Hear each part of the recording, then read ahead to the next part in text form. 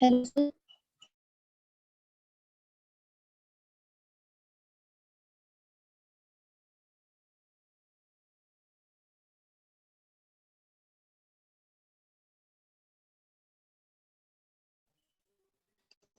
Hello, sir.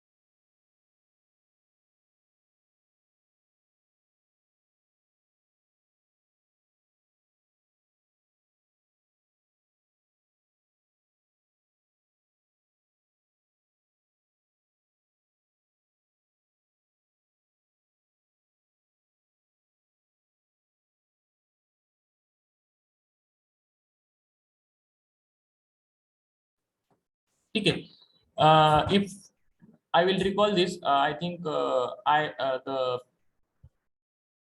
meeting was muted. Someone have told.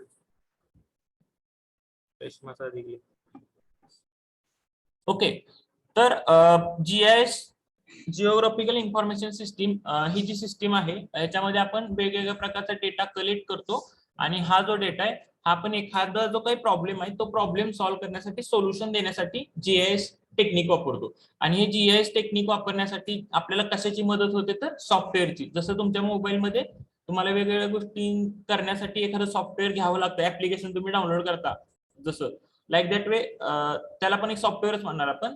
तर तसं GIS सिस्टीमचं workout करण्यासाठी तुम्हाला हे सॉफ्टवेअर लागतं ARC/Info. ठीक आहे. आणि ह्याचे कॅरेक्टरिस्टिक काय तर बेनिफिट्स काय किंवा ह्याचे फीचर्स काय त्या सॉफ्टवेअरचे तर it is a data model basically and it support the various data models like coverage, grid, TIN and images. वेगवेगळ्या टाईपचा डेटा हा सपोर्ट करतो. ठीक आहे. This is the first characteristic.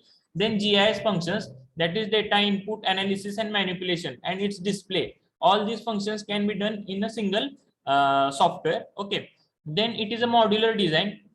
It can group logically to various functions. वेगवेगळे functions logically group करू शकतो. म्हणजे सॉइलच्या रिलेटेड जर डेटा असेल तर तो सेपरेट करणार, पाण्याच्या रिलेटेड डेटा असेल तर वेगळा करणार, एन्व्हायरमेंटच्या रिलेटेड डेटा असेल तर वेगळा करणार, नंतर त्यांचं एकमेकांशी कोरिलेशन पण तो लॉजिकली करू शकतो. Okay. Then it is having the ability to integrate the various type of data. आता हे वेगवेगळे टाइपचे फॉर्मॅट सांगितले. ऍक्च्युली आपले तुम्ही मायक्रोसॉफ्ट एक्सेल, वर्ड, PDF किंवा ऑटोकॅड अशा वेगवेगळ्या ज्या फाईल्स असतात त्या प्रत्येक फाईलला काहीतरी फॉर्मॅट असतो. ठीक आहे. .xl, .docs किंवा .pdf. ठीक आहे. तुम्ही इव्हन जर तुम्ही कधी बघितलं ना, जर एखादी वर्ड फाईल असेल त्याचं नाव समजा काहीतरी दिले तुम्ही, कॉलेज ऑफ इंजिनिअरिंग पंढरपूर, तुम्ही काहीतरी बनवले, एक नोट बनवली आणि वर्ड फाईल मध्ये बनवली, ती सेव्ह केली कॉलेज ऑफ इंजिनिअरिंग पंढरपूर. नुसतं सेव्ह केलं तरी आपोआप तिथं .dox येतं, आपोआप येतं. ते आपण टाईप केलं नसतं का तर ते वर्ड फॉर्मॅट मध्ये असतं, त्यामुळे ते बाय डिफॉल्ट येतं. आणि if you, I don't know, एकदा मला असं झालं पण if you try to change that name, म्हणजे college of engineering Pandharpur .dox जे बाय डिफॉल्ट आले ते तुम्ही रिनेम मध्ये गेला आणि ते .dox जर काढलं तर ती फाईल ओपन होत नाही. आय थिंक अनसपोर्टेड फॉर्मॅट मध्ये जाते. ठीक आहे. म्हणजे हे नोटेशन आहे, हे जस्ट सांगितलं. पण असे वेगवेगळ्या टाईपचा डेटा आपण हँडल करू शकतो ह्याच सॉफ्टवेअर मध्ये. कुठला तर map data, ASCII text, then DEMs, classified images, remote sensing data, AutoCAD files and other GPS pack जी फाईल्स. आता हे पण एक फॉर्मॅटच असेल. ठीक आहे, etcetera. Then utility for developing application specific user interface. Okay, it is having the utility for developing applications for specific interface. वेगवेगळ्या टाईपचा प्रत्येकाची मागणी वेगवेगळ्या पद्धतीने असते, त्याच्यानुसार आपल्याला पाहिजे तो रिझल्ट जनरेट करण्यासाठी ह्याला आपण मोल्ड करू शकतो. ठीक आहे. It is having the micro language AML for programming. याच्यामध्ये आपण प्रत्येक सॉफ्टवेअरला काहीतरी लँग्वेज सपोर्ट करते, C++, जावा, लाईक दॅट. तर ह्याला मायक्रो लँग्वेज AML लागते for programming. Okay. Open architecture which allows the integration of the numerous RDBMS system. Then ability to operate on a many type of the computer with variety of graphics card. आता हे जे software आहे हे खूप heavy use वाले computer मध्ये किंवा heavy graphics card असलेल्या कॉम्प्युटर मध्ये चालतं असं नाही. It can be use in a variety of the computers, जिथं इझिली आपण ऍक्सेस करू शकू. म्हणजे जर तुमच्या मोबाईलची रॅम कमी असेल तर तुम्ही हेवी सॉफ्टवेअर जसं वापरू शकत नाही, तसं काही नाही याच्यात. म्हणजे ग्राफिक्स कार्ड नसलेल्या कॉम्प्युटरमध्ये पण आपण हे वापरू शकतो. म्हणजे सिंपल कॉन्फिगरेशन असलेल्या i3 प्रोसेसर वगैरे जरी असलं तरी आपण त्याच्यामध्ये हे सॉफ्टवेअर वापरू शकतो. Then it support in a various input and output peripherals. ठीक आहे. वेगवेगळ्या प्रकारचे इनपुट्स आपण देऊ शकतो आणि आउटपुट पण वेगवेगळ्या प्रकारचे मिळतात. इनपुट मध्ये काय तर तुम्ही डेटा कीबोर्ड थ्रू देताय, माऊस थ्रू देताय, ईमेल थ्रू देताय, का स्कॅनर थ्रू एखादी इमेज देताय, पेन ड्राईव्ह थ्रू देताय. ठीक आहे. These are the various types of the input. आणि आउटपुट आपल्याला वेगवेगळ्या फॉर्म मध्ये मिळते, इमेजेस मध्ये मिळू शकतो, एखादी डॉक्युमेंटरी फाईल मिळते, नोट्स मिळते, लाईक दॅट वे. ठीक आहे. तर these are some of the characteristic of this GIS software. The development of the technology and geographical world is taking place at a very fast pace. ठीक आहे. This is necessary for having a system. आता हे GIS system का आहे हे मी summarise करतो तुम्हाला. ह्या चॅप्टरच्या एंडला. The development of the technology and graphical geographical world is taking place at a very fast pace. This this necessitates us for having a system which is capable of analyzing and manipulating the spatial referenced data or remotely sensed information and give the desired output information in a very short time. आता जग एवढं बदललंय आणि खूप revolution झालेत. म्हणजे तुम्ही साधं सोलापूर जिल्ह्यातला किती गाड्या आहेत आणि त्याचं गाड्यांचं नेटवर्क कसं आहे आणि त्याच्यामुळे ऍक्सिडेंटचं प्रमाण किती होते, रोडचं नेटवर्क कसं आहे आणि त्याच्यावर गाड्या किती आहेत आणि ह्या गाड्या आणि ह्या रोडचं कोरिलेशन करून ऍक्सिडेंटचा पॅटर्न किंवा का वाढतात किंवा का त्याचं मिनिमाइज करण्यासाठी काय करता येईल, असा समजा एक क्वेश्चन असेल. तर असा कॉम्प्लिकेटेड क्वेश्चन जर आपल्याला सॉल्व्ह करायचा असेल तर आपण मॅन्युअली प्रत्येक गावात जाणार आणि तुमच्या घरी किती गाड्या आहेत, मग तुम्ही कुठल्या रोडने जाता, मग सोलापूरला किती जाता, मग अरे तुम्ही इकडे जाता, असं जर आपण लिहित बसलो आणि प्रत्येक घराघरातनं जर फॉर्म आणले तर एवढा मोठा डे येईल की नक्की काय केले काहीच करणार नाही. काम तर इतकं होईल आपलं पण आउटपुट काहीच निघणार नाही. ठीक आहे. मग त्या केसमध्ये जर आपण हे GIS टेक्निक सारखी एखादी टेक्निक वापरली ज्याच्यामध्ये सिम्पली प्रत्येक गाडीला एक GPS ची चिप असते, जनरली नसली तर लावली समजा. ठीक आहे. आणि फक्त त्यांनी काय केलं, प्रत्येक गाड्यांना नोटिंग केलं, प्रत्येक GPS ला समजा GPSच्या चिपला नंबरिंग केलं की MS133218 त्याला चिप नंबर 1, MS13 समथिंग, असं प्रत्येक गाड्या समजा एक 25 लाख गाड्या आहेत सोलापुरात, प्रत्येक गाडीला एक नंबर आहे, त्या नंबरला एखादा चिप नंबर दिला. ठीक आहे. आणि ती सिस्टीम ऍक्टिव्हेट केली. ठीक आहे. जस्ट ती सिस्टीम ऍक्टिव्हेट केली. मग 1 तारखेपासून 15 तारखेपर्यंत रोज त्या गाड्यांचं ट्रॅकिंग फक्त चेक केलं. ठीक आहे. GPS through. आता हे मॅन्युअली काहीच करायचं नाही. ती गाडी सकाळी चालू होणार, काहीतरी एक रूट पास करणार आणि पुन्हा संध्याकाळी कुठेतरी येऊन थांबणार. ठीक आहे. किंवा एखादी गाडी जाणार कुठेतरी दुसरीकडे, दुसऱ्या म्हणजे सोलापूरच्या पण बाहेर जाणार, व्हॉट एव्हर. तर प्रत्येकाचा तुम्हाला एक काहीतरी रूट पॅटर्न मिळेल आणि त्याच्यावरून तुम्हाला कळेल की कुठला रोड हेवी आहे, हेवी ट्रॅफिक आहे, कुठल्या रोडला ट्रॅफिकच कमी आहे, किंवा कुठले रोड, काही लोक म्हणजे काही गावांना समजा पुण्याला जायचंय पण त्यांना फिरून विनाकारण एखाद्या गावात थ्रू जायला लागते का तर तिथला रोड चांगला आहे आणि एक शॉर्टेस्ट रूट असून पण तिथनं लोक जात नाहीत का तर तिथं रोड खराब आहे. मग हे सगळं मॅनिप्युलेशन कशावरून होणार तर ते GPSच्या जे चिप आहेत ते सगळा डेटा कलेक्ट करणार कॉम्प्युटरमध्ये. कॉम्प्युटरवर आपण काय करणार, सिंगली त्याचं नेटवर्क फक्त एंटर करणार. समजा आपण एका रोडवर 50 वेळा गाडी पास झाली तर पिवळा कलर, त्याच्यापेक्षा जास्त झाली तर आणखी डार्क कलर, आणखी कलरिंग जर त्याला कोडिंग केलं समजा तर जिथे एकदम डार्क कलर दिसतो तिथे तुम्हाला कळणार की ह्या रोड खूप जास्त हेवी ट्रॅफिक आहे, जिथे एकदम फेंट कलर आहे तिथे आपल्याला कळणार की इथं ट्रॅफिक लो आहे. मग त्याच्यावरून आपण करू शकतो किंवा हे डार्क कलरचे जे रोड आहे तिथे आपण काहीतरी सिस्टीम अप्लाय करूया आणि रोड मोठा करूया किंवा व्हॉट एव्हर. मग हे एक सिंपल उदाहरण दिलं मी असं गाड्यांचं. तसं ऍक्सिडेंटल म्हणजे तुम्हाला मी आधी उदाहरण देतो जसं की मराठवाड्यात पाऊस कमी असल्यामुळं लोक शेतीचं उत्पन्न कमी आहे तर तिथं काय करता येईल. मग तिथं काय असणार की आपण फोटो काय म्हणजे इमेजेस कलेक्ट करणार वेगवेगळ्या, म्हणजे हा जो डेटा असेल समजा शेतीच्या रिलेटेड तर तो लगेच एका 2-3 महिन्यामध्ये ह्याचा आपल्याला इन्फॉर्मेशन नाही मिळणार. सलग एक 2-3 वर्ष आपण दर महिन्याच्या ह्याला एंडला की काय तिथे स्थिती आहे, म्हणजे हिरवं दिसतंय का पिवळं दिसतंय, म्हणजे पिवळं दिसलं की तिथलं जळलंय शेतीचं पाणी नाहीये, हिरवं आहे म्हणजे तिथे लोक शेती करतात तिथं पाणी आहे. ठीक आहे. असा डेटा जर डिजिटल फॉर्म मध्ये असेल तर तो इंटरप्रिटेशन करणं सोपं आहे. डेटा आपण वेगवेगळ्या फॉर्म मध्ये कलेक्ट करू शकतो नो डाऊट, पण तो इंटरप्रिटेशन करणं महत्वाचं आहे. मग जर स्मार्ट टेक्निक जर वापरलं, GIS सारखी टेक्निक वापरली तर आपल्याला जे मोठे कॉम्प्लिकेटेड जे प्रॉब्लेम आहेत ते इझिली आपल्याला सॉर्ट आउट करता येतात आणि विदिन अ शॉर्ट टाइम. मग हे GIS मेन हे आहे. म्हणून इथं पहिल्या ह्याच्यात सांगितलं बघा, the development of the technology and geographical world is taking at pace at a very fast pace, म्हणजे फास्ट डेव्हलपमेंट चालू आहे. This necessitates us having a system capable of analysing and manipulate the spatially referenced data or remotely sensed data. Remotely sensed data म्हणजे satellite through घेतलेला data and give a desired output, म्हणजे जे required output आहे याच्यापासून आपला जो problem आहे ते सॉल्व्ह करायचं जे आउटपुट आहे हे देण्याची कॅपॅसिटी असलेलं in a very short time. Okay. तर त्याच्यासाठी आपल्याला ही सिस्टीम आपण डेव्हलप केली. A geographical information system help us to for a better understand the world around us and enables the development of a spatial intelligence for the logical decision making. ठीक आहे. हा जो data आला, हा data आपण काय करणार, समजा गव्हर्नमेंटने कलेक्ट केला असेल तर गव्हर्नमेंट बऱ्याच वेळा तुम्ही बघता काही जरी प्रॉब्लेम झाला की लगेच निर्णय नाही घेत की असं करूया किंवा 5,000 पॅकेज देऊया किंवा व्हॉटेवर, किंवा इथल्या लोकांना 5-5 किलो धान्य वाटप करूया, असा डिसिजन डायरेक्ट घेत नाही. गव्हर्नमेंट काय म्हणतं, आम्ही एक समिती स्थापन करतो आणि ती समिती जी निर्णय घेईल तसं आपण त्याच्या पद्धतीने करू. ठीक आहे. मग ही समिती स्थापन करणं आणि समिती निर्णय देणं ह्या फेज मध्ये हा जीआय सिस्टीम ऍक्टिव्हेट असते. जीआय सिस्टीम त्या समितीला जो काही पाहिजे तो डेटा कलेक्ट करून रेडीमेड देते आणि त्या समितीचं एकच काम आहे, मग तो जो इन्फॉर्मेशन आली त्याच्यावरून एक रिझल्ट काढायचं आणि हे करणं. म्हणजे डिसिजन मेकिंग टीम साठी जीआय सिस्टीम इन्फॉर्मेशन प्रोव्हाइड करते. Okay. Several definitions of GIS exist in a literature, some of which are as follows. आता GIS जी सिस्टीम आहे, मग प्रत्येक जण वेगवेगळ्या पद्धतीने ह्याचा डेफिनेशन लावलेले.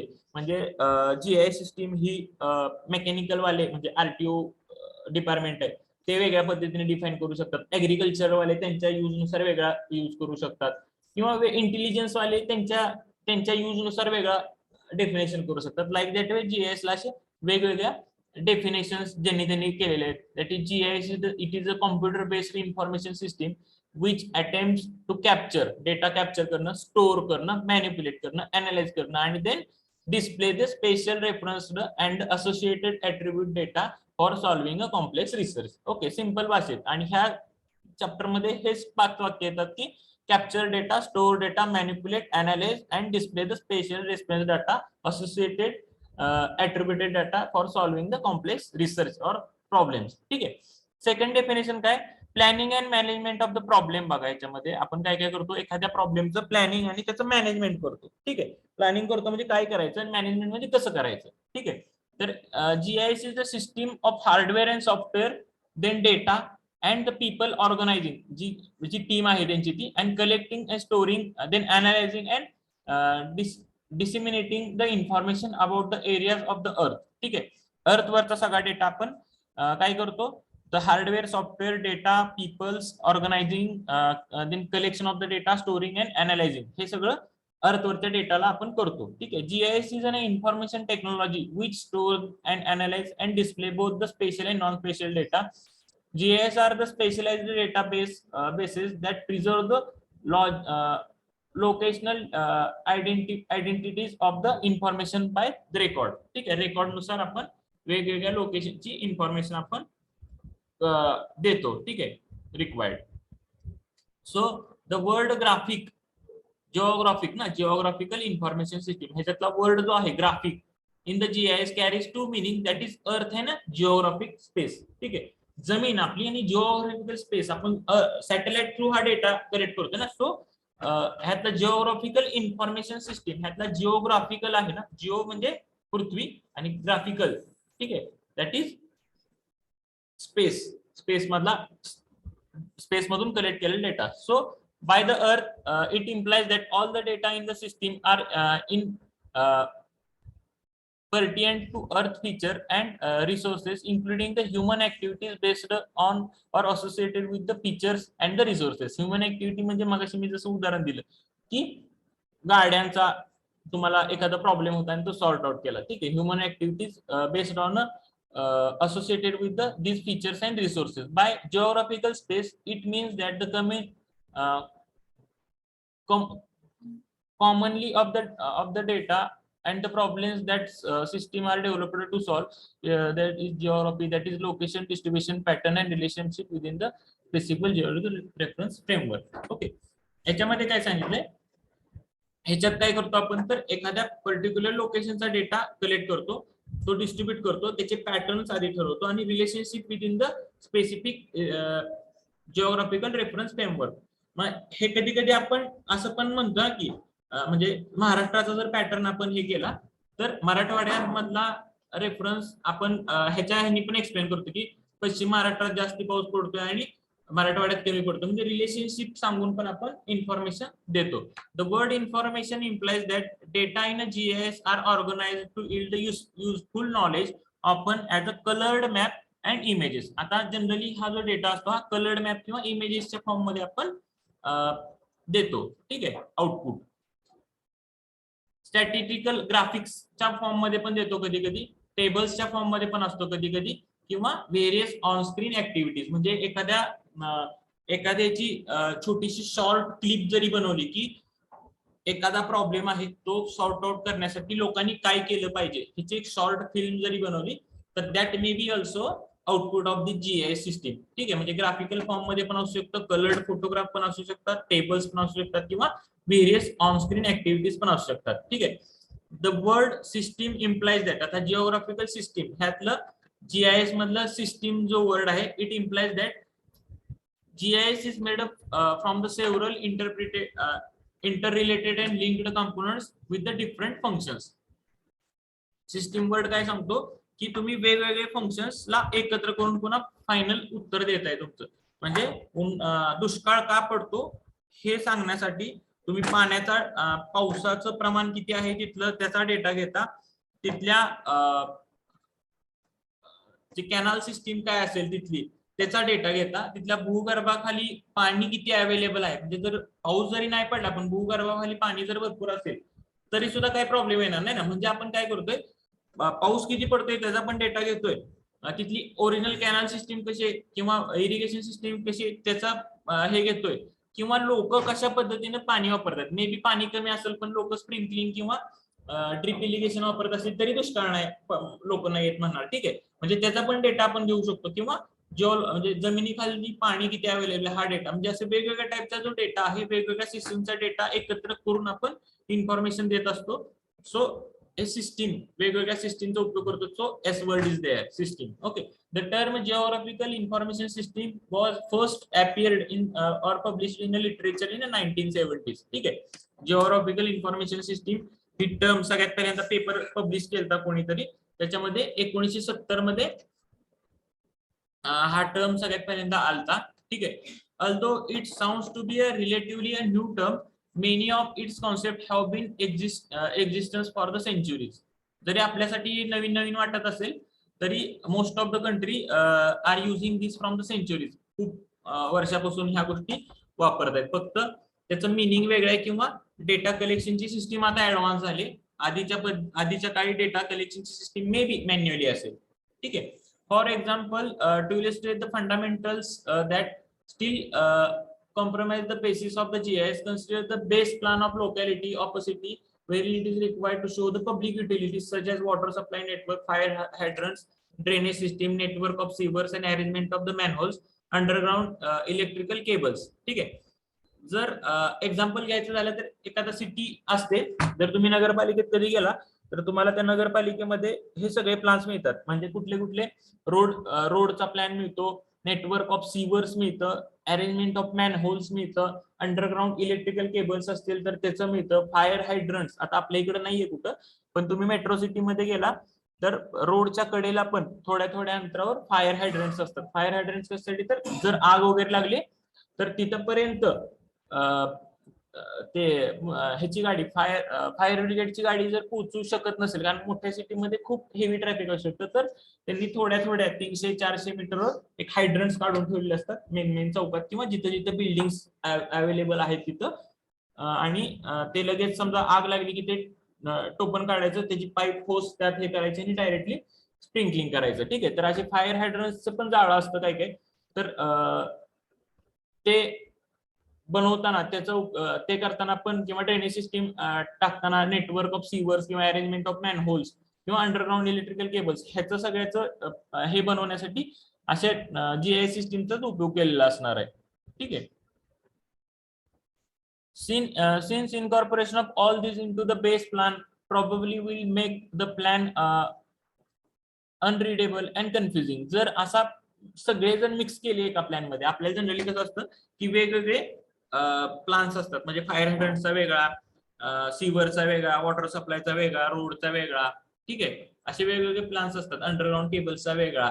ठीक आहे, जर ते सगळंच एका प्लॅन मध्ये दिलं आणि तुम्हाला नगरपालिकेने प्लॅन टाकला तुमचा, तुम्हाला घेऊन जावं म्हणलं तर तुम्हाला काय करणार का नाही. So it would be confusing to read that plan. So the practice in conventional surveying is to draw the utility plans on tracing the paper separately and overlay them over the base plan as per the requirement. मग आता ह्यांनी इथं काय सांगितलं, असे 10 प्रकारचे plan आहेत आणि तुम्हाला समजा पंढरपूरमध्ये, मनीषानगरमध्ये अंडरग्राउंड ड्रेनेज करायची, जी ओव्हर ड्रेनेज आहे ती तुम्हाला अंडरग्राउंड ड्रेनेज करायची. मग तुम्ही काय करणार की तिथे एक्झिस्टिंग ड्रेनेजची तुम्हाला कुठले कुठले प्लॅन लागणार आहेत, एक्झिस्टिंग ड्रेनेजचा प्लॅन लागणार आहे, रोडचा प्लॅन लागणार आहे, पुन्हा वॉटर सप्लाय तिथली कशी आहे त्याचा एक प्लॅन लागणार आहे, आणि अंडरग्राउंड इलेक्ट्रिसिटीचा प्लॅन लागणार आहे. आता हे 4 प्लॅन का लागणार आहे, तर बघा जेव्हा तिथं जेसीबी खोदायला जाईल तेव्हा त्या जेसीबी वाल्याला माहित पाहिजे की अंडरग्राउंड तिथं कुठली केबल आहे का. नाहीतर चुकून तो खोदायला जायचा आणि करंट लागून ठेवायचं. ठीक आहे. आणखी कुठला प्लॅन पाहिजे, तर वॉटर सप्लायची तिथून कुठली मेन लाईन गेली का, ती जर तोडली तर 4 दिवस पाणी यायचं नाही. ठीक आहे. त्याच्यानंतर एक्झिस्टिंग जी गटर आहे त्या गटरीची कॅपॅसिटी किती आहे, तर अंडरग्राउंड जेव्हा त्याला टाकायची तेव्हा ती किती कॅपॅसिटी टाकायची हे पाहिजे, म्हणजे त्याला त्या पर्टिक्युलर एरियाचे हे 4 प्लॅन लागणार आहेत. मग जीआय सिस्टीम मध्ये काय करतो आपण, मग जेव्हा हा प्रॉब्लेम आला की मनीषा नगर मध्ये आपल्याला अंडरग्राउंड ड्रेनेज करायचंय, तर त्याच्यासाठी काय करता येईल, तेव्हा काय करता येईल हे सांगायसाठी जे म्युन्सिपालिटीचे इंजिनियर्स आले ते बसणार, हे 4 प्लॅन घेणार, एकमेकावर ट्रेस आउट करणार आणि जिथं जिथं क्रॉसिंगचे प्रॉब्लेम्स आहेत तिथं काय क्रॉस ओव्हर करता येईल त्याचं सोल्युशन देणार. ठीक आहे. तर मग हे जे केलं आता त्यांनी सोल्युशन दिलं, ह्याच्यात एक छोट्या फॉर्मचा एक जीआय सिस्टीम म्हणजे इन्फॉर्मेशन सिस्टीमचाच उपयोग केला ना, वेगवेगळ्या सिस्टीमचा. So in addition to the data related to such utilities, for example diameter, make, type, pipes are maintained separately registered referred by the complete information. मग हे बघा मी तुम्हाला मगाशी सांगितलं की गटार करायचे, पण किती आताची जी आहे ते किती कॅपॅसिटीचे आहे, मग टाकताना किती कॅपॅसिटी टाकायची, हे सगळं मे बी त्या प्लॅन मध्ये नसलं तर त्याला एक रजिस्टर असतं, म्हणजे त्या गटरीला नंबर असतो 110, दुसरं एक रजिस्टर असतं 110 नंबरची गटर 300 सेंटीमीटर डायमीटर. ठीक आहे, लाईक दॅट वे. किंवा कुठल्या मेकचे सीआयची पाईप टाकायची आपल्याला, कास्ट आयर्न टाकायची किंवा व्हॉटएव्हर, म्हणजे असं सगळी इन्फॉर्मेशन असती. आणि त्या सगळ्या इन्फॉर्मेशन सगळ्या तुम्हाला एकदम दिल्या तर तुम्ही हडबडून जाताल, म्हणून तुम्ही काय करणार, हे 4 प्लॅन फक्त घेणार लागणार आहे आणि त्याच्यातून बेस्ट पॉसिबल सोल्युशन करणार. This is also simple geographical information सिस्टीमचा ऍप्लिकेशन आहे. ठीक आहे. Of course maintenance of all this record and updating all the changes effect from time to time, and it is a cumbersome process. All the information and more can be stored, manipulated and retrieved with the help of the computer and software within no time, which is essence of the GIS. ठीक आहे. मग हे सगळं manually करत बसण्यापेक्षा जर तुम्ही हे 4 टाईपचे प्लॅन ऑटोकॅड मध्ये घेतले, एकमेकावर लेयर्स वाईज ठेवले, तर तुम्हाला लगेच कळेल की तुम्ही काहीतरी नवीन करायला जाताय पण हे आडवं येते, अंडरग्राउंड लाईन तुम्हाला आडवी येते. मग तुम्ही तिथं काय करणार, एकतर ती अंडरग्राउंड लाईनला काही त्याचा रूट चेंज करता येते का बघणार, किंवा जी तुम्ही गटार टाकणार आहे त्याची लाईन चेंज करता येते का बघणार. ठीक आहे.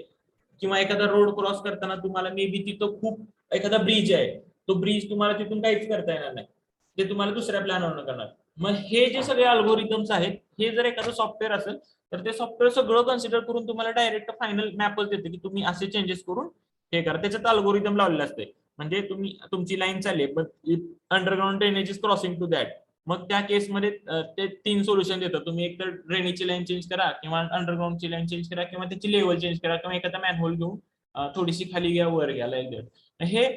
हे सगळं जीआयएसचं इसेन्स आहे, म्हणजे जीआयएस मध्ये ह्या गोष्टी आपण करतो. ठीक आहे. दस use of GIS remove the need of paper. मग ह्याच्यामध्ये काय होतं, त्यामुळं सॉफ्टवेअर सापडल्यामुळं पेपर्स जे प्लान्स आहेत ते वापरायची गरज पडत नाही, अँड असोसिएटेड डॉक्युमेंट्स आपल्याला ठेवायची गरज नाही. Speed up the production and of the information in the form of map, tablets. ठीक आहे. The GIS product by rapidly updating and editing the data and computers.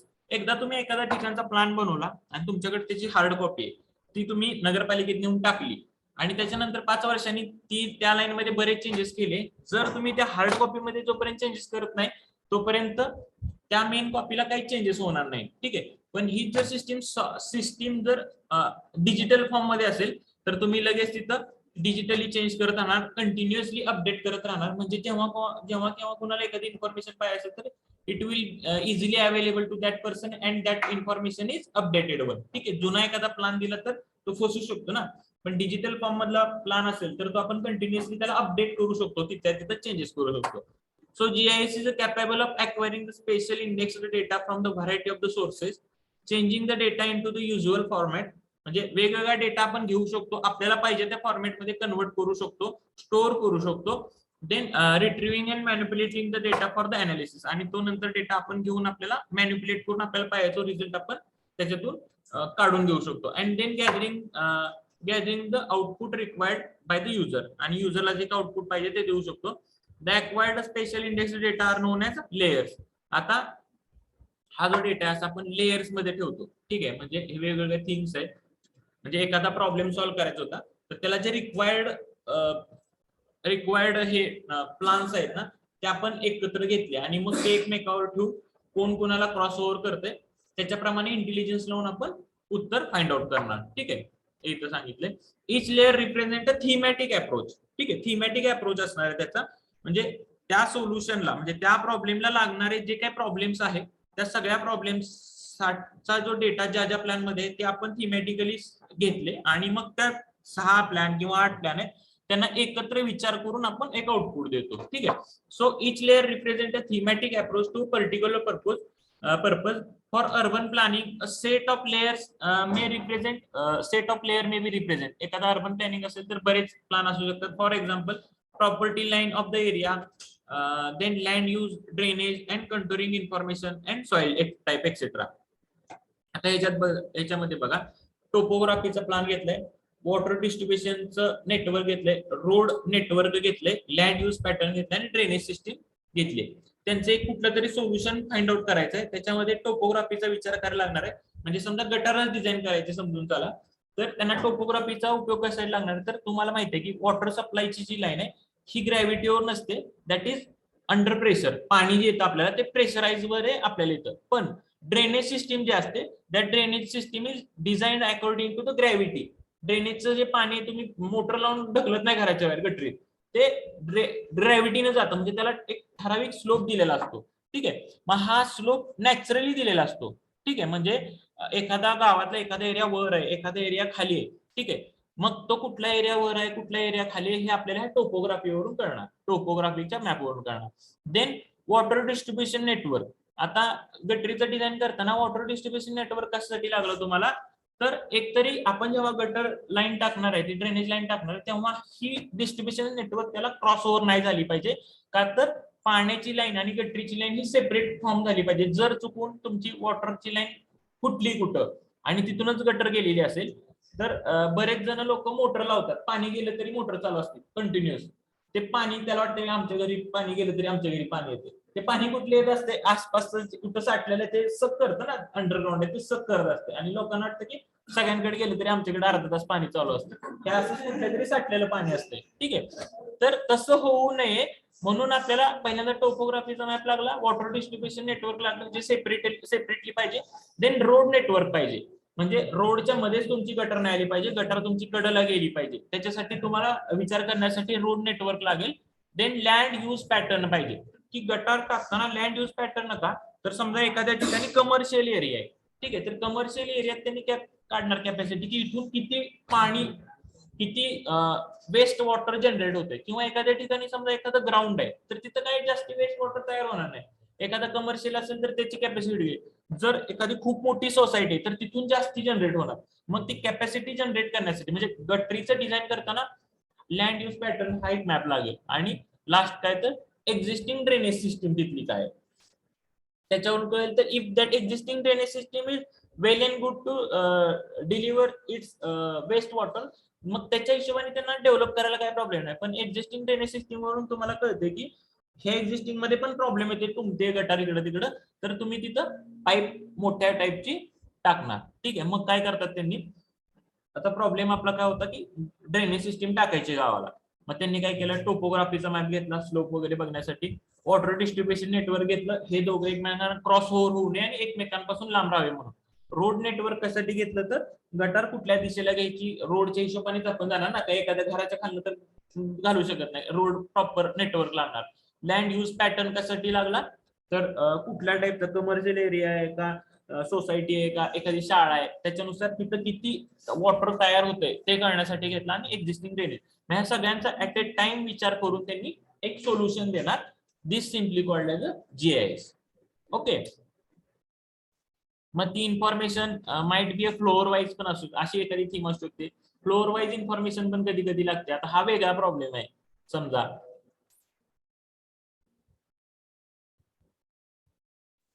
एक वेगळा प्रॉब्लेम आहे, म्हणजे एखाद्या बिल्डिंगच्या रिलेटेड प्रॉब्लेम आहे त्यांचा, की इथं समजा आता ह्याच्यावर मी तुम्हाला सांगतो की मे बी असा काही जर प्रॉब्लेम असू शकतो की लोकांनी कुठल्या मजल्यावर राहणं प्रेफर करावं. ठीक आहे, असा पण एखादा एखादा प्रॉब्लेम विचारू शकतो की आमची मल्टी स्टोरेज बिल्डिंग असतात, पण जनरली कुठल्या फ्लोअरवर राहणं चांगलंय. मग काय करणार, ही टीम आली पुन्हा काम करायला.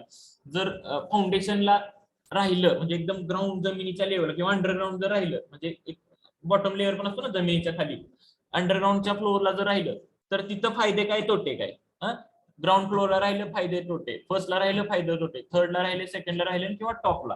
आता प्रत्येकाचं वेगळं आहे. फाउंडेशन म्हणजे तुम्ही जर जमिनीच्या लेवलच्या खाली असू शकतो ना ते खालचा मजला, तिथं जर राहत असेल तर तिथं काय होणार, तुम्हाला ऊन मिळणार नाही, हवा मिळणार नाही, तिथं लिकेजेसचा प्रॉब्लेम असणार, कडनं पाणी येणार, सफोकेशन होऊ शकतं, फ्रेश व्हेंटिलेशन होणार नाही. मग त्यांनी तिथले फायदे पण लिहिले, तोटे पण लिहिले. फायदा काय तर गार वाटतं एवढाच फायदा, बाकीचे सगळे तोटे लिहिले. ठीक आहे. त्यानंतर ग्राउंड फ्लोअरला काय तर हा सगळे पाणी मिळते, हे मिळते, ते मिळते, पण आसपासची लोक आहेत त्यांचा खूप गोंधळ असतो आणि आम्हाला कंटिन्युअसली त्रास होतो. ह्याचे फायदे पण लिहिले, तोटे पण लिहिले. फर्स्ट फ्लोअरला काय, हा म्हणजे ग्राउंड पेक्षा तरी जास्ती गोंधळ नाहीये, पण आम्हाला मस्तपैकी फ्रेश वाटतं. सेकंड वाले काय म्हणणार, आम्हाला तुमच्यापेक्षा बरे, आम्हाला एक थोडासा व्ह्यू मिळतोय. ठीक आहे, मग सेकंड फ्लोअर बेस्ट आहे म्हणतो, पण त्याचा तोटा काय, आम्हाला खालनं वर जायला लागते चालत, आमच्या घरी म्हातारी लोक आहेत, आम्ही काय करू. ठीक आहे. टॉप फ्लोअर वाले काय म्हणणार, तेच आम्हाला टॉप व्ह्यू मिळतो, आम्हाला असं तसं, हे फायदे. आणि मग ह्यांचा तोच प्रॉब्लेम, खालून वर जायचं. मग ते काय म्हणणार, नाही नाही आमच्याकडे लिफ्ट आहे, आम्हाला त्याचा केवढा प्रॉब्लेम नाही, आमच्याकडे म्हातारे लोक काय नाही, आम्ही टॉपलाच राहणार. ठीक आहे. मग तोटा काय येणार तिथला, तर टॉप फ्लोअरला पावसाचं पाणी लिकेजेस न व्हायचा प्रॉब्लेम आहे. आणखी काय प्रॉब्लेम आहे तर हिटिंगचा प्रॉब्लेम आहे, सूर्याचा प्रकाश डायरेक्टली पडतो लाईक दिस वे. मग एखादा असा प्रॉब्लेम होता की कुठल्या मजल्यावर राहणं चांगलं आहे, तर मग त्याच्यासाठी काय करणार, असे लेअर वाईज घेणार आणि त्याचं इन्फॉर्मेशन ते सांगणार. Okay, so floor wise information is collected and solution is given. Then last one is a time periods. आता ह्याच्यावर मी तुम्हाला सांगतो की प्रॉब्लेम काय असू शकतो, की काही काही लोक म्हणतात मागच्या 5 वर्षापासून दुष्काळच पडायला लागले, मग आपण मंगळवारला सोडून जाऊया का. हा पण एक प्रॉब्लेम होऊ शकतो. मग काय करणार, सगळीच लोक म्हणायला लागली मंगळवाड्यातली की आपण यार मंगळवाड्यात राहणं काय उपयोगाचं नाही, आपण जाऊया. बोर 500 मीटर नेली तरी पाण्याचा प्रॉब्लेम व्हायला लागलाय, काय करावं काय कळलं झालं. मग मे बी तिथल्या नगरपालिका काय करणार, अरे थांबा जरा आपण व्यवस्थित येऊ. मग त्यांनी काय करणार, हे इयर वाईज डेटा घेतला, त्यांनी काय करणार, दर 5 वर्षाचं घेणार, मागच्या 5 वर्षात काय कंडिशन होती त्याच्या आधी आधी आधी आधी, मग सांगणार अरे नाही रे बाबा, ह्या 2 वर्षातच प्रॉब्लेम आला, त्याच्या आधी बघा आपल्या इथं किती भरपूर पाणी होतं. मग हे कशामुळे आलं तर एन्व्हायरमेंट सध्या असं बदलले त्याच्यामुळे आलंय. बघा आता नंतर इथून पुढे पाऊस पडेल, ह्याच्या आधी पण एकदा असं झालं, पण त्याच्यानंतर पाऊस पडला, पुन्हा व्यवस्थित झालं. म्हणजे असं पण एखादं सोल्युशन असू शकतं. ठीक आहे. मग हे सगळं कशात आलं तर जीआय सिस्टीम मध्ये. हे आपण इन्फॉर्मेशन कशी कलेक्ट करतो तर लेअर वाईज डेटाबेस कन्सेप्टनी आपण सोल्युशन्स कडे जातो. ठीक आहे. The objective of collecting the geographical data and converting it into the useful information by means of the GIS transcend and traditional boundary of the data and processing and information management. ठीक आहे. हे objective आहे त्याचे. The main advantages of GIS is rapid analysis, fast होतं, display of the data within the flexible and not with the flexibility not possible by manual methods. Manual मेथडने जो काही data आहे ना तो आपण हे नाही करू शकत. म्हणजे एखाद्याने आपण समजा मॅन्युअली एखाद्या गावाचा डेटा कलेक्ट केलाय आणि ते सर लोक जातात बघा बऱ्याच घरी, तुमच्या घरी किती मुलं आहेत, 5 वर्षाच्या खालची किती आहेत, 8 वर्षाच्या वरची किती आहेत, हे त्याला मॅन्युअली सगळं लिहिलेलं असतं आणि मॅन्युअली तुम्हाला सगळ्या गोष्टी करायला लागतात. पण जर तुम्ही कॉम्प्युटराइज फॉर्म मध्ये असेल तर तुम्हाला लक्षात येतं की कधी कधी ते चुकून लिहिलं असते, 100 वर्षाच्या पुढे 5 जण असं लिहिलंय. मग मॅन्युअलीला चेंज करता येत नाही, पण ऑनलाईन लगेच कळतं की काही तर चुकलं वाटतं, लगेच तो ऑनलाईन चेंज करू शकतो. ठीक आहे. तर फ्लेक्झिबिलिटी आहे ह्याच्यामध्ये जीआयएस मध्ये. GIS does not hold a maps or picture, it holds the database. ठीक आहे. एखादा काहीतरी कुणीतरी फोटो ऑनलाईन त्याच्यावरती इंटरप्रिटेशन नाही करत, जो काही डेटा ऍक्च्युली त्यांच्याकडे आहे कलेक्ट केलाय त्याच्यावर ते रिझल्ट देतात. ठीक आहे. That is how it is different from the computer mapping and which can produce only good graphical output. ठीक आहे. हा जो सांगतोय हा इमोशनली कुठलं तुम्हाला उत्तर देणार नाहीये, हा त्याच्याकडे जो डेटा आहे त्या डेटाला इंटरप्रिट करूनच तो डेटा देणार आहे. It is not the emotional data की म्हणजे समजा त्यांनी सांगितलं की यार शेवटच्या मजल्यावर तुम्ही राहू नका, हा इमोशनली नसतो, त्यांनी काहीतरी सांगितलेलं असतं ह्या हे प्रॉब्लेम्स आहेत, हे ह्याच्यापेक्षा खूप ह्यूज प्रॉब्लेम आहेत, तू राहू नको. म्हणजे हा डेटावर त्याचा रिझल्ट आहे, not on any emotion or like that. ठीक आहे. किंवा पिक्चर किंवा काहीतरी पिक्चर्स किंवा काहीतरी आहे मॅप्स आहेत त्याच्यावर नसतो तो. GIS as we understand today, it is very different from the predecessor. GIS earlier used a computer-based application for the map data processing, and it is now essential component of the information technology in infrastructure and modern society. Commonly use करतो आपण आता ह्याचा. It is the multidisciplinary science. GIS practitioners may be geographers, surveyor, planner or computer engineer. Okay, GIS जे engineers आहेत, GIS practitioner जे decision maker आहेत, आपल्यासारखे civil engineer असू शकतात, किंवा जिओग्राफर्स असू शकतात, प्लॅनर्स असू शकतात, कॉम्प्युटर इंजिनियर कोणी असू शकतं. Okay, and this is all depending on his knowledge. GIS today has become an indispensable tool to manage land and natural resources, monitor the environmental, formulate the economic and community development strategies, and enforce the law and order and deliver the social services. आणि मग ह्याचा उपयोग करून एखादं solution आलं की ते आपण एनफोर्स पण करू शकतो. म्हणजे गव्हर्नमेंटला कळालं की यार ऍक्च्युली असं असं चालतंय, तर गव्हर्नमेंट ह्याच्यावर विश्वास ठेवून, ह्या GIS ने दिलेलं जे आउटपुट आहे त्याच्यावर विश्वास ठेवून सांगू शकतो की तुम्ही असंच करा, असंच केलं पाहिजे. ठीक आहे, एनफोर्स करू शकतो एखादा लॉ, किंवा लॉ अँड ऑर्डर, किंवा डिलिव्हर द सोशल सर्व्हिसेस पण डिलिव्हर करू शकतो. मेन पर्पजेस बघूया. ठीक आहे, आपलं समजतंय. ऍक्टिंग टू प्रॅक्टिकल घ्यायचं का संपून टाकायचं चॅप्टर?